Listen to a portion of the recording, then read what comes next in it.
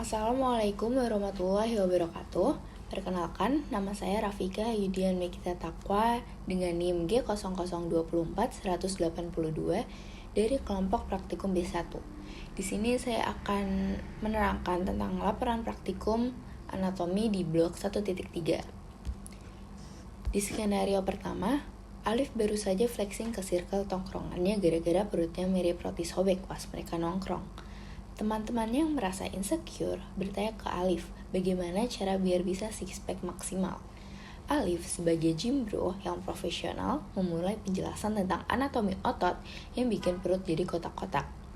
Soal yang pertama, jelaskan tentang pembagian lapisan-lapisan dinding abdomen anterior dan posterior. Yang kedua, jelaskan sistem otot yang ada di abdomen, dan yang ketiga, jelaskan struktur penggantung yang menjaga organ pencernaan pada posisinya.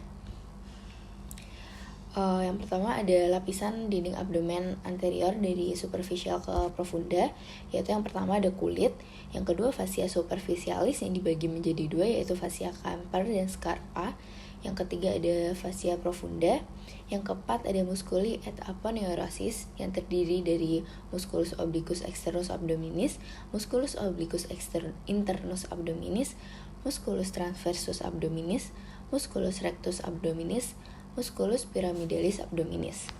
Yang kelima ada fascia transversalis, yang keenam fascia extraperitonealis, dan yang ketujuh peritoneum parietali. Urutan dari superfisia ke profunda dari gambar yang paling kiri ke kanan. Yang pertama ada kulit.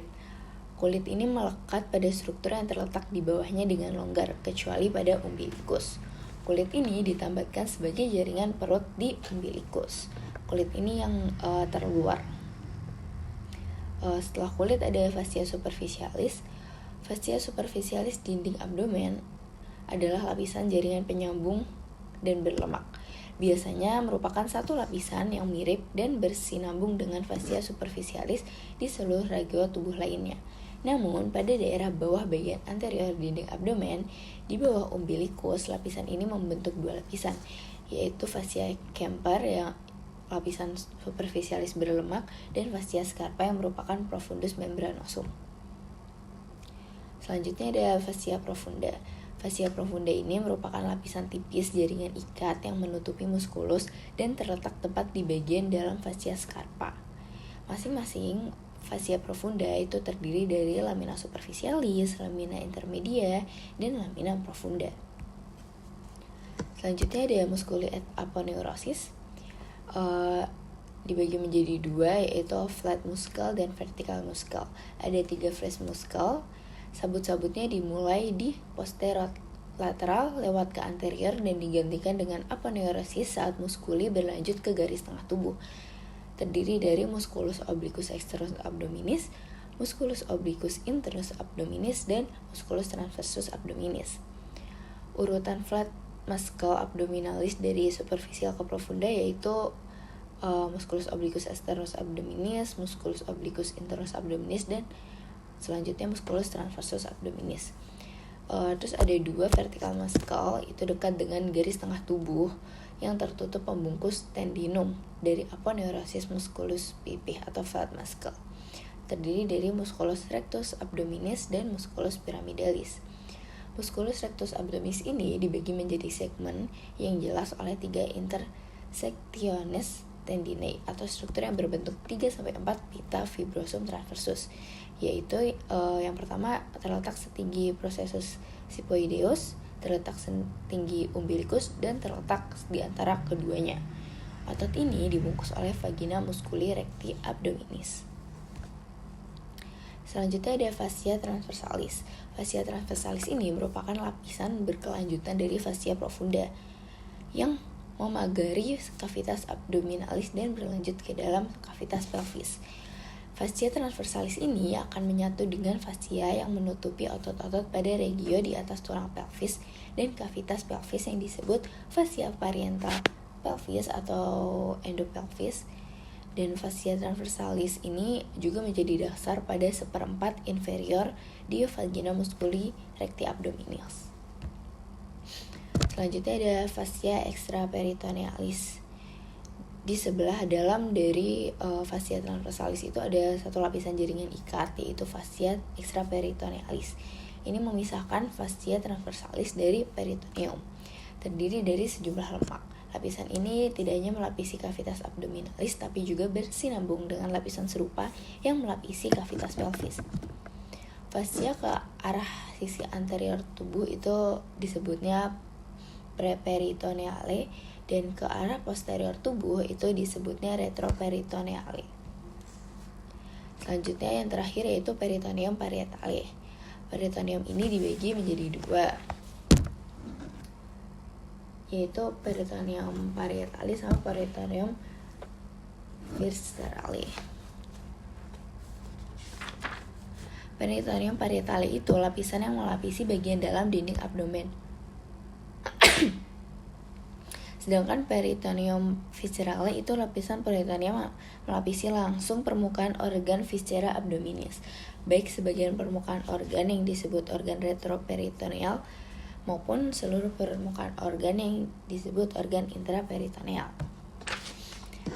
Selanjutnya ada lapisan di dinding abdomen posterior. Ini kurang lebih sama dari superficialis ke profunda. Ada kulit, fascia superficialis dorsi, lalu musculus yang terbagi menjadi 4 lapisan. Lapisan pertama yaitu musculus latissimus dorsi, lapisan kedua ada musculus obliquus externus abdominis, musculus erector spinae, musculus longissimus dorsi, dan musculus serratus posterior inferior. Lapisan ketiga ada musculus multifidus, musculus interspinalis, dan musculus obliquus internus abdominis. Di lapisan keempat ada musculus quadratus lumborum, musculus iliopsoas, dan musculus transversus abdominis. Selanjutnya ada fascia extraperitonealis atau jaringan lemak tadi, dan yang terakhir ada peritoneum parietale.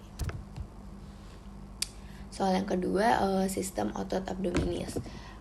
Yang tadi udah disinggung di lapisan dinding abdomen, ada musculi, ada obliquus externus, ada obliquus internus, transversus abdominis, rectus abdominis, yang seperti ada di gambar ini.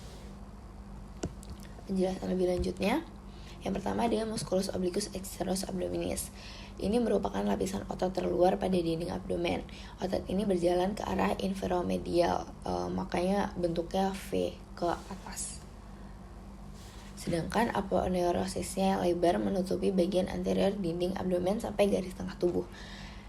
Muskulus ini mendekati garis tengah tubuh, aponeurosisnya saling terjalin dan menebal membentuk linea alba yang terbentang dari prosesus sipoideus sampai simfisis pubica. Batas bawah aponeurosis dari muskulus ini membentuk ligamentum inguinale dextra dan sinistra, di mana aponeurosis ini berjalan dari spina iliaca anterior superior sampai ke tubulus pubicum dan melipat membentuk canalis inguinalis. Selanjutnya ada musculus obliquus internus abdominis. Yang internus ini berada lebih profunda dari yang externus. Musculus ini lapisan kedua dari 3 lapisan flat muscle. Otot ini lebih tipis dibandingkan yang externus tadi, serta berjalan ke supromedial membentuk huruf A. Bagian tengah dari aponeurosis otot ini menyatu dengan linea alba. Aponeurosis ini akan membentuk flat inguinalis atau conjoint tendon bersama dengan musculus transversus. Nah, musculus transversus abdominis ini lapisan otot yang paling profunda dari 3 lapisan fiat muscle. Dinamakan transversus karena serabut-serabut ototnya berjalan secara transversal ini. Sabut muskulusnya berakhir anterior sebagai aponeurosis yang bercampur membentuk linea alba di garis tengah tubuh serta dapat membentuk valve inguinalis. Di antara obliquus internus abdominis dan transversus ini ada neurovascular plane yang berisi saraf dan arteria memasuk dinding perut anterolateral. Jadi di antara transversus dan musculus internus abdominis. Di sini. Selanjutnya ada rectus abdominis. Ini berjalan secara vertikal pada dinding abdomen anterior berjumlah sepasang. Musculus rectus abdominis ini dibagi menjadi 3 segmen. yaitu yang pertama terletak setinggi processus sifoideus, yang kedua terletak setinggi umbilicus, dan terletak di antara keduanya. Otot ini dibungkus oleh vagina musculi recti abdominis yang dibentuk oleh aponeurosis dari musculus obliquus externus abdominis, musculus obliquus internus abdominis, dan musculus transversus abdominis. Dan terakhir ada musculus pyramidalis abdominis. Ini berbentuk triangular dan sangat kecil, tapi otot ini enggak semua orang punya. Sekitar 20% orang enggak ada otot ini. Dia terletak di depan musculus rectus abdominis, berada di anterior rectus abdominis, dan memiliki dasar di pubis dan apek yang melekat di superior dan medial linea alba, serta bersama dengan musculus rectus abdominis terdapat di dalam vagina musculus recti abdominis. Nah, kalau yang di dinding posterior itu di lapisan pertama ada musculus latissimus dorsi, lapisan kedua ada musculus obliquus externus abdominis, musculus erector spinae, musculus longissimus dorsi, musculus serratus posterior inferior, dan lapisan ketiga ada musculus multifidus, musculus interspinalis, dan musculus obliquus internus abdominis. Di lapisan keempat ada musculus quadratus lumborum, musculus iliopsoas, dan musculus transversus abdominis. Soal yang ketiga, saya jelaskan dari mesenterium. Mesenterium ini merupakan lipatan ganda peritoneum yang luas berbentuk kipas yang menghubungkan jejunum dan ileum.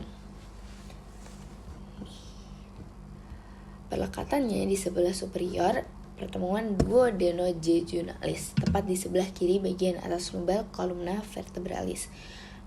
Mesokolon transversum merupakan lipatan peritoneum yang menghubungkan kolon transversum dan dinding posterior abdomen. Kalau mesokolon sigmoideum itu struktur lipatan peritoneum yang berbentuk huruf V terbalik, lebih ke A, yang melekatkan kolon sigmoideum pada dinding abdomen. Next ada omentum. Omentum ini membentang dari gaster dan proximal duodenum untuk melekatkan viscera intraperitoneal. Omentum terdiri dari dua lapisan peritoneum yang berjalan dari gaster dan bagian pertama duodenum menuju viscera lain. Omentum ini ada dua jenis, yaitu yang di sebelah kanan itu ada omentum majus yang berasal dari mesenterium dorsalis, dan yang di sebelah kiri ada omentum minus yang berasal dari mesenterium ventralis. Selanjutnya ada ligamentum peritoneal. Ligamentum peritoneum itu terdiri dari dua lapisan peritoneum yang menghubungkan dua organ satu dengan yang lainnya atau melekatkan organ pada dinding tubuh. Kalau di hepar itu dihubungin dengan ligamentum falciforme, ligamentum hepatoduodenale, dan ligamentum gastrohepatica.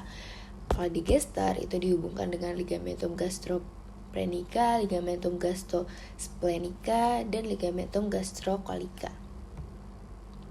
Sekian dari saya, kurang lebihnya mohon maaf. Wassalamualaikum warahmatullahi wabarakatuh.